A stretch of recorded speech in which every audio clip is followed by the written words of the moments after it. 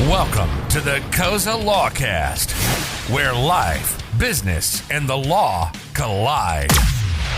And now, here's your host, attorney, and founder of the Cozza Law Group, Rocco Cozza. Hey everyone, welcome to another episode of the Cozza Lawcast.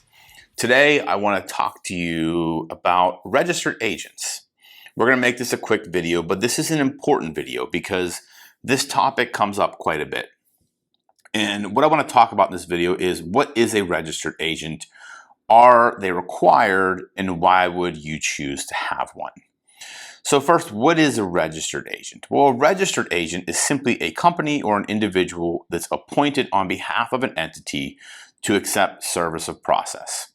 What that means in layman's terms is if your company gets sued, this registered agent accepts the lawsuit on your behalf. So a sheriff or constable, they take that complaint, they bring it to the registered agent, they accept the service of process on your behalf. That's in essence what a registered agent is. They also collect your mail, sort your mail, do those types of things as well, but the essence of a registered agent is to accept service of process on behalf of an entity. And the reason why I'm talking about this now is because this is a time of year where people are thinking about starting businesses. And coming into 2021, they're thinking about getting a new entity set up.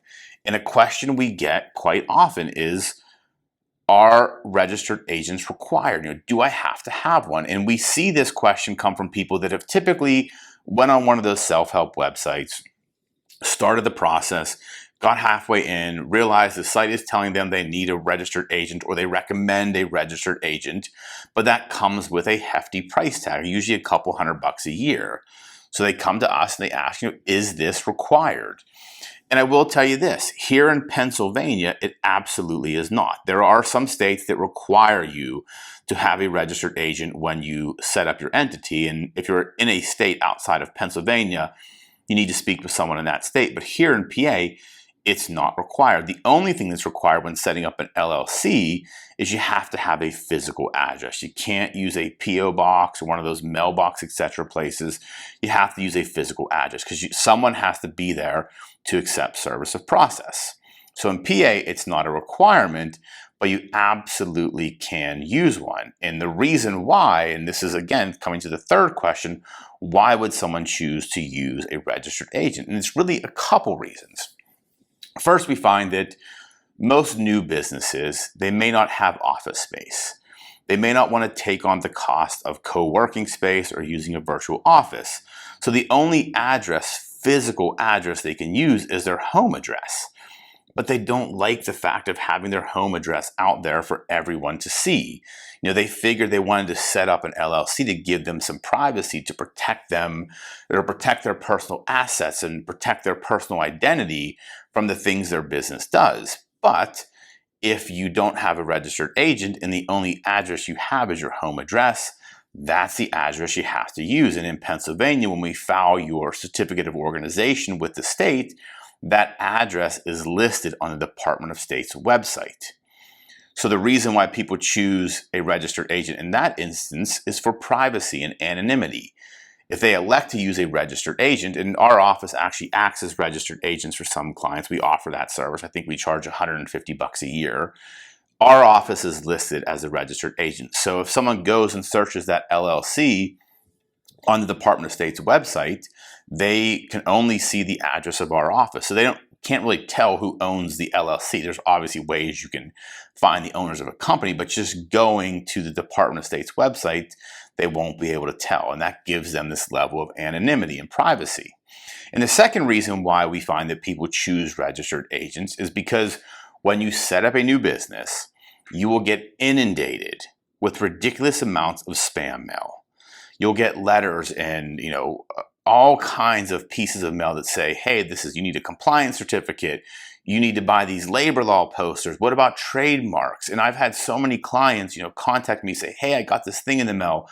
They're saying I have to pay this $300 fee for a good standing certificate or for these labor law posters. And 99% of the mail you get is solicitation mail. It's junk mail. So people choose to use a registered agent because they sort through that for you. They only send you what's important or what you have to deal with. They get rid of all the solicitation and junk mail. So it saves them the time of having to sort it out and figure it out themselves.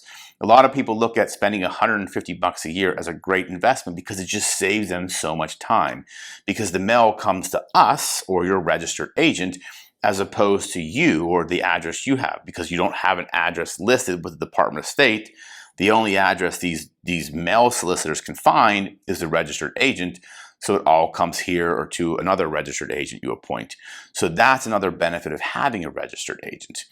So the reason why I wanted to talk about this is because as you're thinking about setting up your business, this is something to consider. If you're in Pennsylvania, you've got to decide whether or not, if you don't have an office or you don't have virtual working space or co-working space, and the only address you can use is your home address, are you comfortable putting that online?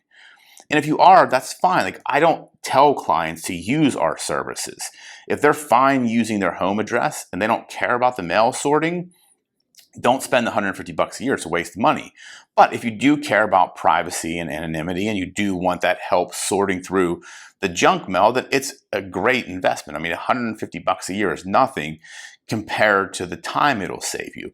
So it's something to think about. And again, if you're outside of Pennsylvania, definitely talk to someone in your state about what's required in that state, whether you have to have a registered agent or not. And again, I wanted to do this video because I know we're at the end of the year. People are thinking about starting new businesses. This is a common question we always get. So I hope this provides some education and guidance for you. Again, always understand this is not legal advice. This is merely meant to be educational in nature. And if you do need legal help, talk to someone in your state. If you're located in Pennsylvania, please feel free to reach out to us. I'll put our website down below. It's just cozzalaw.com. Definitely appreciate you watching this video. If you haven't done so yet, subscribe to us on YouTube, hit the notification bell, follow us on Facebook, and I thank you again for watching, and we'll see you on the next video. Thanks for listening to the Cozza Lawcast, where life, business, and the law collide. To find out more about the Cozza Law Group, check out www.cozzalaw.com.